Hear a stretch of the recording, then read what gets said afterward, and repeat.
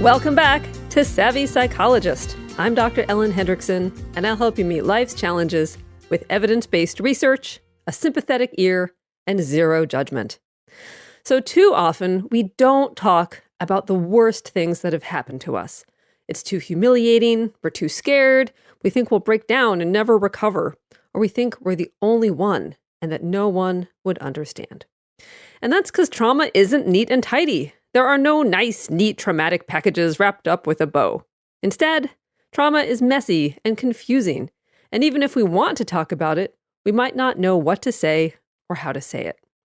But to make matters worse, when the natural healing process gets stuck, the result is PTSD.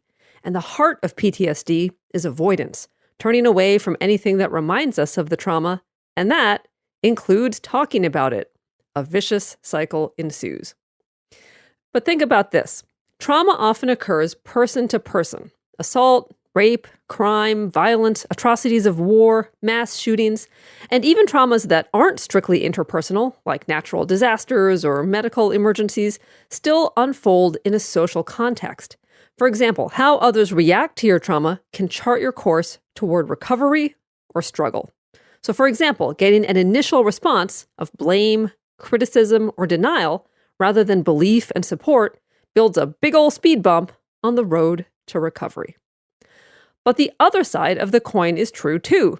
Just as trauma happens person to person, much of the healing also happens person to person, through acts as simple as talking. Of course, everyone deals with trauma differently, and far be it from me to judge how someone copes. Venting, complaining, or ruminating, for example, may be necessary at times. But some ways of talking about trauma can supercharge recovery, bringing faster relief.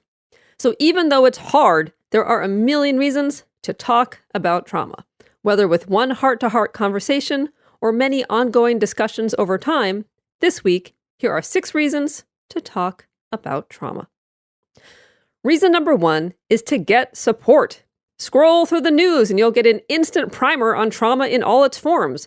War-related violence, sexual assault against people of all genders, child abuse, domestic violence, near-death experiences, school shootings, natural disasters. Think of it as the worst collection of 31 flavors ever. Now, trauma was once thought to be as rare as chicken's lips. Indeed, just a couple of decades ago, even mental health professionals defined trauma as an event, quote, outside the range of usual human experience. But that was before a landmark 1995 study found that 61% of American men and 51% of American women had experienced at least one trauma. That study turned on its head the notion that human traumas are few and far between. Instead, we might even say it's the norm. Now, while that might be true, trauma still isn't something most people feel comfortable advertising. Therefore, a solution for many people is a survivors group. Survivors groups can be some of the best ways to find understanding and empathy. And if you're simultaneously in recovery from substance abuse, groups like AA and NA are brimming with fellow trauma survivors. But support doesn't have to come from an organized group. It can come from family, friends, a hotline volunteer, or a mental health professional. But there is something about a group of people who have been through a similar experience that can feel like the freshest of air. As Dr. Judith Herman, distinguished psychiatrist and author of the landmark book Trauma and Recovery, writes, quote, trauma isolates. The group recreates a sense of belonging. Trauma shames and stigmatizes.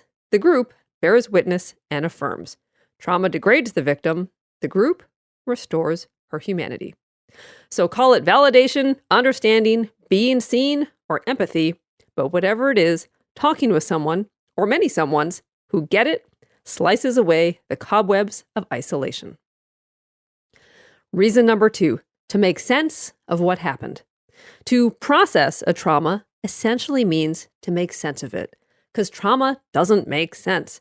It's a jumble of emotions and physical reactions and questioning yourself. It's unspeakable, more of a roar than words. Therefore, turning the unspeakable into language is necessary to make sense of the trauma. So talking to your therapist, trusted friends or family, or interestingly, your journal is a great place to start and continue your processing. Indeed, talking doesn't necessarily mean speaking out loud. Sometimes having your pen do the talking is the most powerful way to harness your voice. So reason number 3 to talk about trauma is to know that you are more than your trauma. Sometimes a trauma becomes the defining event in one's life. There's life before the assault, the accident, or the war, and then there's an entirely different life after. And psychologists call the degree to which people define themselves by their trauma event centrality. And an interesting study out of UNC Charlotte found that centrality of a trauma can be both a bad sign and a good sign. It's a bad sign when the trauma overwhelms your identity. Just as sometimes people with chronic illnesses become, quote, professional patients, some trauma survivors' lives are defined solely by their trauma. But centrality can be a good sign when survivors integrate the event into their identity. It becomes a part of who they are. It made them who they are today. The trauma is central to their lives, but they've become a victor rather than a victim. Reason number 4, to get a reality check. Trauma turns our understanding of the world upside down. We think it's our fault. We think no one can ever be trusted again. We think if anyone gets to know the real us, we'll be abandoned faster than a house built on the San Andreas Fault. But talking about trauma can lay bare these mistaken beliefs. In particular, talking with a therapist about how trauma has changed your worldview can shine a bright light on your assumptions and force you to question them. As in, wait, maybe it was my rapist's fault I got raped, not mine. Wait, maybe getting help doesn't mean I'm weak. And wait, just because it happened once doesn't mean it will happen every time. Reason number 6, to make meaning. Like an oyster makes a pearl out of a painful grain of sand, a trauma survivor may make something more meaningful out of trauma. A study in the journal Psycho-Oncology examined 253 women with breast cancer and found, counterintuitively, that those who experienced more cancer-related stress and anxiety at diagnosis were more likely to have grown from the experience 6 months later. Why? Well, trauma sets in motion forced introspection more than mere annoyances or irritations. People work hard to make sense of it, to figure out what it all means, and to reevaluate what's important to them. Often, trauma sharpens their sense of purpose, reminds them to focus on their family or community, or sets them on a mission to give back, appreciate life, and realize their own strength and resilience. So to wrap things up, think and talk about trauma at your own pace. Studies on the technique of debriefing, which is assisting people in processing their emotions just a few days after a potentially traumatic experience, has actually been shown to be at best neutral, and at worst may even lead to a greater chance of PTSD. So, just like any long journey, proceed at your own pace, and don't try to go it alone. It may feel like there are a million reasons to stand still and keep silent, but there are millions more to speak the unspeakable and move forward. You're giving me a million reasons. Give me a million reasons. Giving me a million reasons.